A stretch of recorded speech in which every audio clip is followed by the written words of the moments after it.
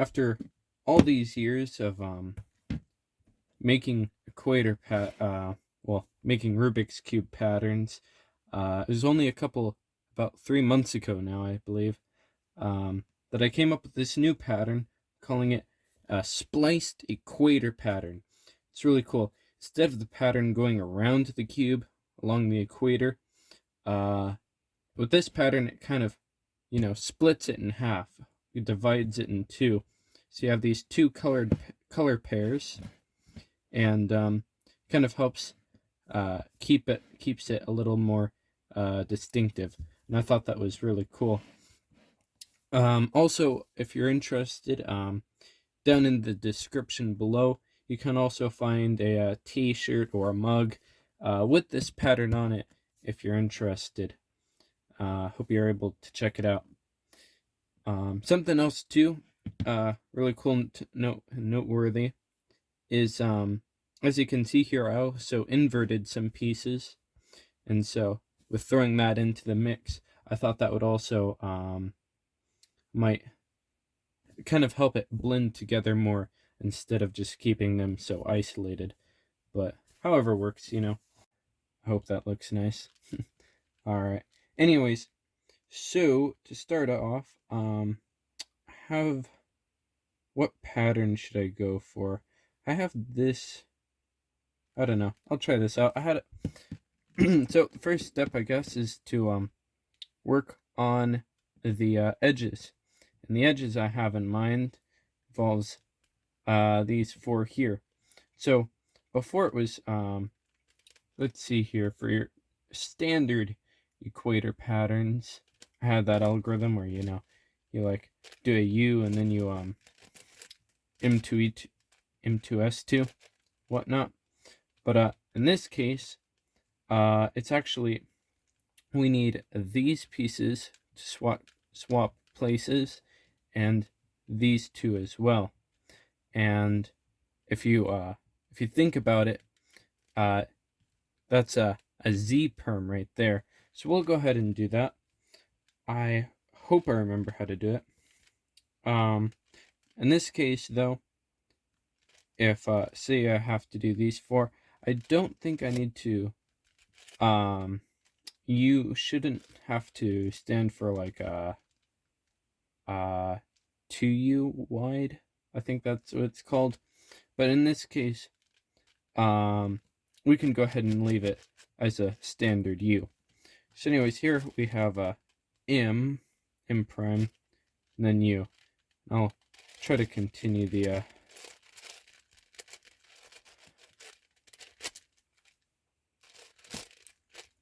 there we go.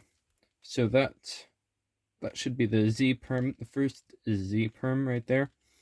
And there, as you can see, we got the these top edges swapped, same as on the other side. So that's good. And to finish this off, what we can do, I'd say, is I did this lefty.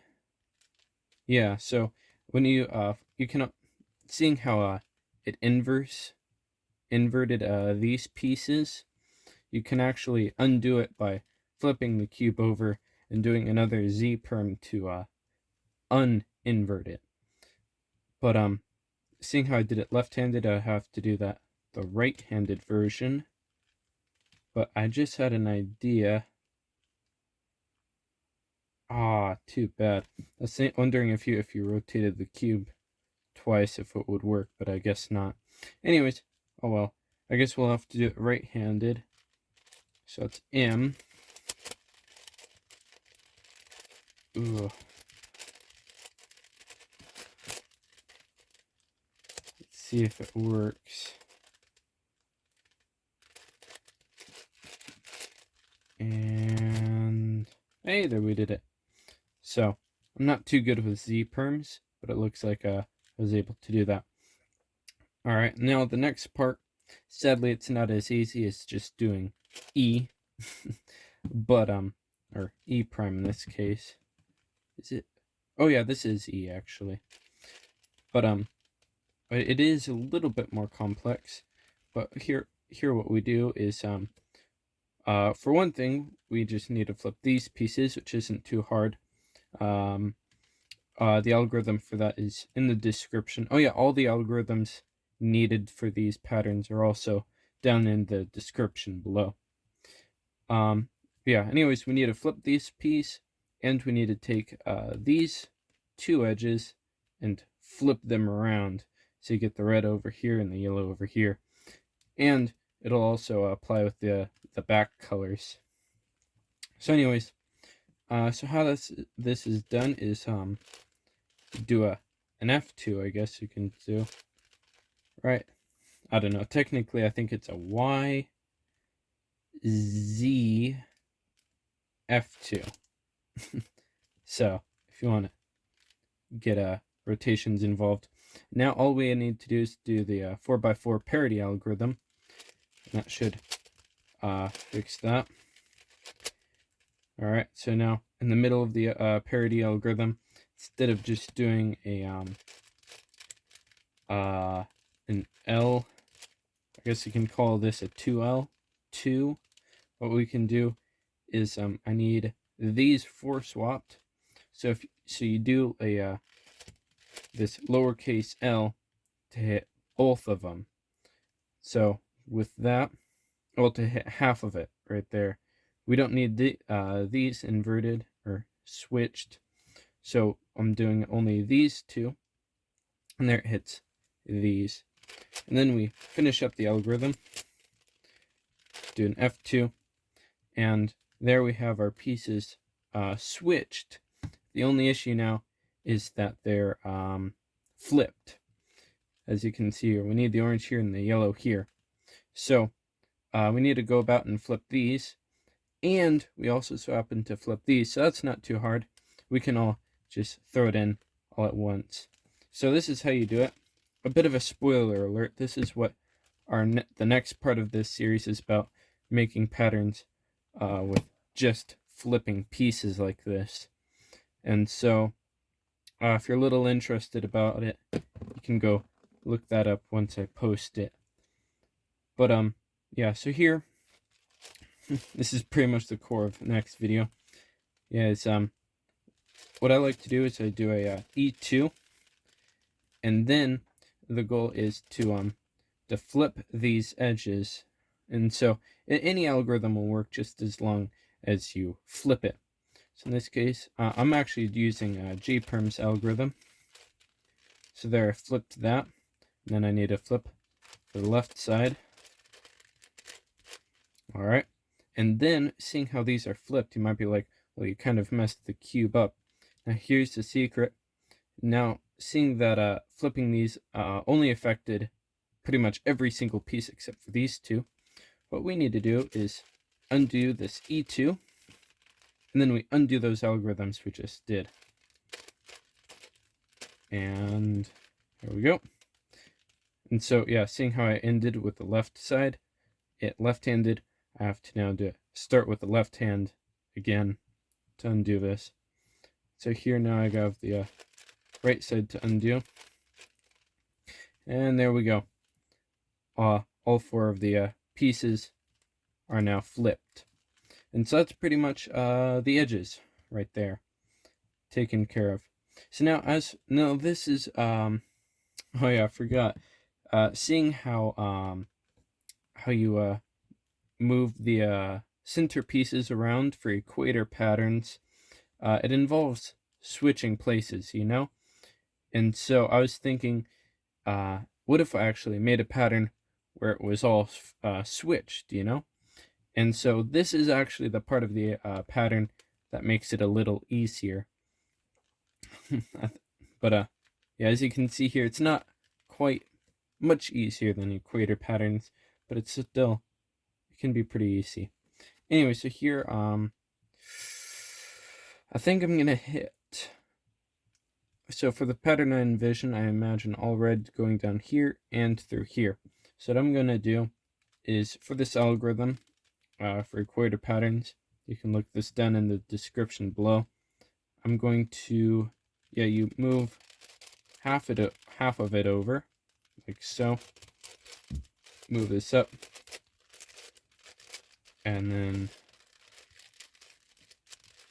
like so. And there we go. Here, as you can see here, we switched these two over. Now we just have these to take care of now. I think this is the my least favorite part of this algorithm is when you have, it almost looks scrambled because it's not one chunk. It's, that you're moving up. Alright, and there we go. That's the pattern. Thing is, though, is I did this only on the red and yellow side. So now I'm going to flip the cube back over, and we have to do that with the orange and white side. And I hope you can agree with me that, agree here that it's a lot easier switching the center pieces around is a lot easier than it was for normal standard equator patterns. So now just have to wrap this up, and there we go. So that's the pattern. Of course, something else too I want to mention before I end this video is as you can see here, I did the same pattern for this color pair as I did for this color pair, but you can also you could also in theory change the patterns, put a pattern here while a different pattern here. And so I think that type of pattern, it would go from spliced to double equator patterns. So I think that's pretty cool. I might have to experiment with that one day. Although I must admit, I am a little curious how it's going to be done, seeing how the edges are very connected with each other. So, quick update. A couple months ago, apparently, I hit my 1-year anniversary for YouTubing. So, isn't that cool? So, to commemorate this, I guess you can say, I will be enabling the comment section down below. And so if you have any questions, any feedback, or even any experience in doing these patterns, I would love to hear it.